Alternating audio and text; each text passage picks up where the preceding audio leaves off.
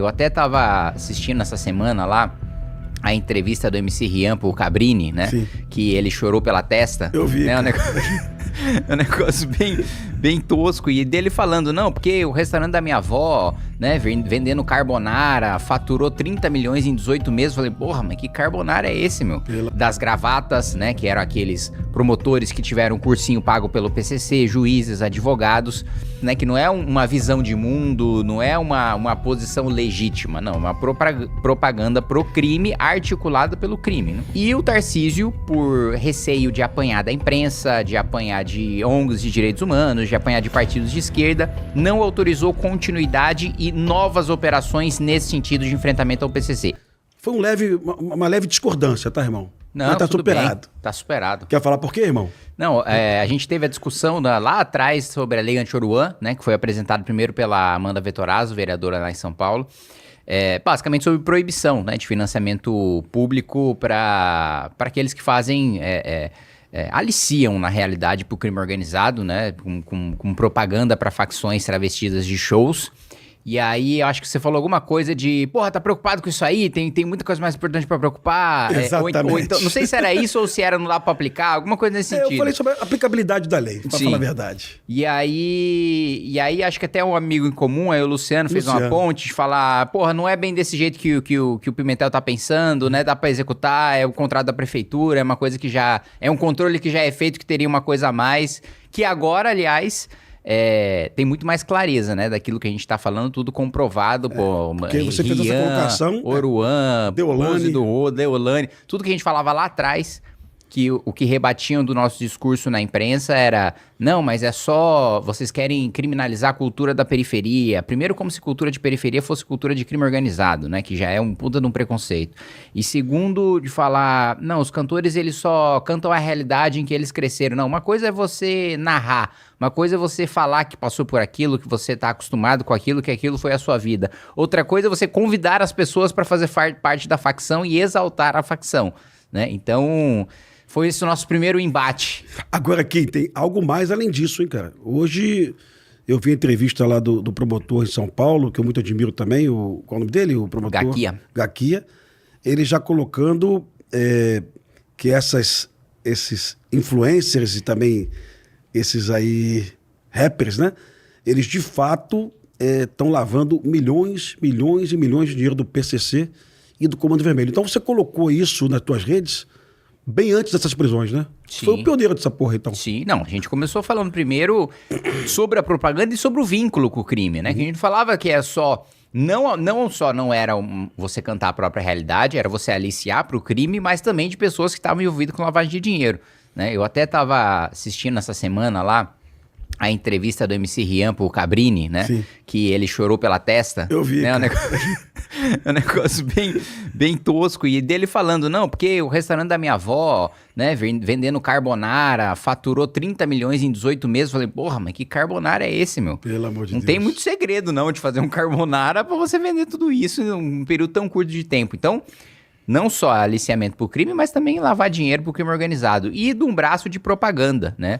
Em São Paulo a gente teve várias operações, sempre teve operação ali da divisão dos jalecos, né? Que eram os médicos, os enfermeiros, os técnicos de enfermagem que atendiam membros de facção que tomava tiro, enfim, no enfrentamento. Das gravatas, né? Que eram aqueles promotores que tiveram cursinho pago pelo PCC, juízes, advogados. E aí... Operação Grito Falso, que teve em São Paulo, também mostrou sobre a nova divisão de propaganda, né? De fazer documentários, de produzir músicas, enfim.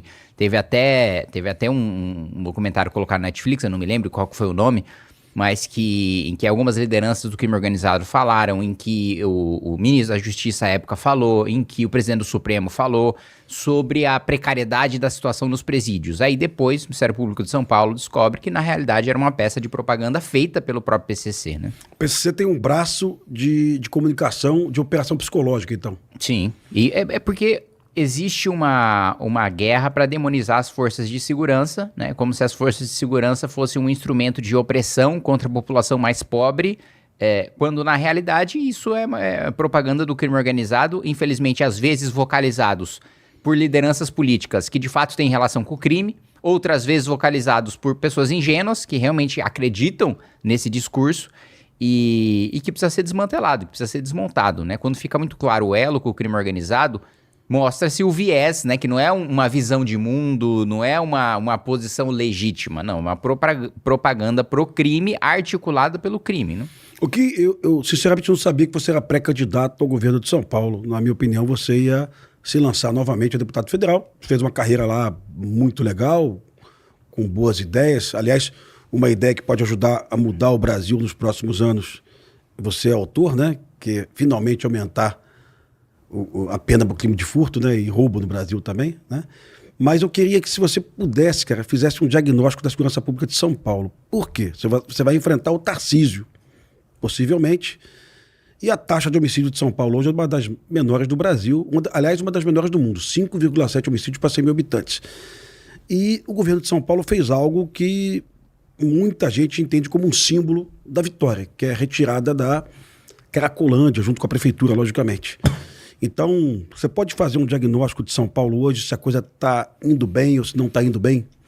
Não, definitivamente não está indo bem. Acho que é a questão dos homicídios, na realidade, os homicídios altos, né, no estado de São Paulo sempre foram briga de facção entre criminosos, né? E nunca tiveram um impacto muito grande na sociedade paulista, porque não eram pessoas, cidadãos comuns, inocentes sendo mortos, né? Na maior parte das vezes era briga entre facções e entre criminosos. Então tem um impacto menor no dia a dia do cidadão. Obviamente isso precisa ser combatido, né? Agora, a percepção de segurança, e isso eu falo por mim mesmo, né? Pô, eu fui assaltado 6 vezes já no estado de São Paulo, pessoalmente, e hoje a insegurança ainda é muito grande e não existe mais. Antes ainda se falava de não, existem bolhas de bairros nobres em que você está seguro. E acho que um caso muito emblemático que acabou com essa tese, né, é o assassinato, o latrocínio que você teve ali no Parque do Povo, uma região muito nobre ali de São Paulo, em que um ciclista, né? Inclusive um ciclista conhecido ali pela comunidade, foi morto por causa de um celular. Então, eu acho que existe o aspecto de, realmente, o número de assaltos ainda assusta muito no estado de São Paulo, principalmente na cidade e na Grande São Paulo.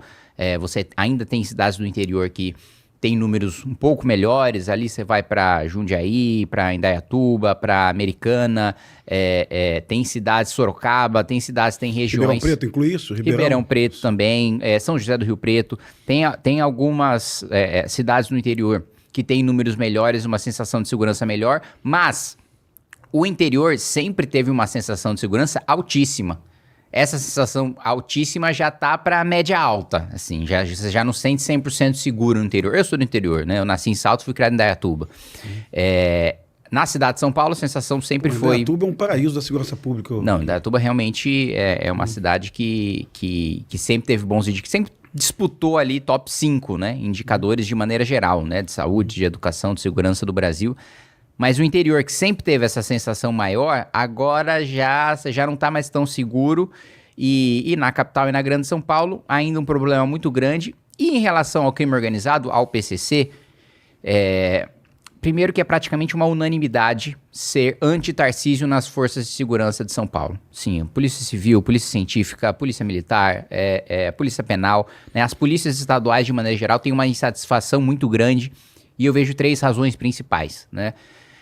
Uma razão que dos governos tucanos sempre teve insatisfação em relação a salário, né? Porque o estado de São Paulo é o estado mais rico, mais produtivo do país, com uma das polícias que tem um dos piores salários, né? Mas dos tucanos já não esperavam nada, porque a Alckmin e Serra já nem sequer prometiam nada, né? Falavam, vai continuar isso aí mesmo. O governo Tarcísio veio com uma promessa de que teria aumento para as forças de segurança de São Paulo. E isso não foi cumprido. Continua com os piores salários de São Paulo, sendo que é o estado em que existe a maior facção, a mais organizada e a mais poderosa do Brasil, diria até da América Latina, que é o PCC, né?